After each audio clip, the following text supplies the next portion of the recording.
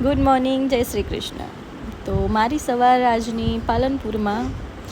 તો સવારનો ચા નાસ્તો કરીને મારે થોડું કામ હતું તો હું બહાર વસ્તુ લેવા ગઈ હતી. તો આ છે અમારા પાલનપુરની સોસાયટી જ્યાં અમે રહીએ છીએ. તો જરૂરી સામાન લઈને હું ઘરે પાછી આવી. તો આજના દિવસમાં મારે બધું સરખું ગોઠવવાનું હતું, એટલા માટે મેં ખાસો બધો સમય લઈને બધું સરસ મજાનું ગોઠવી નાખ્યું. ઘરનો બધો સામાન સરખો કરતાં કરતાં રાત થઈ ગઈ અને આ રાતનો નજારો છે અમારી સોસાયટીનો. રાત્રે અમે વોક કરવા નીકળ્યા હતા બહાર.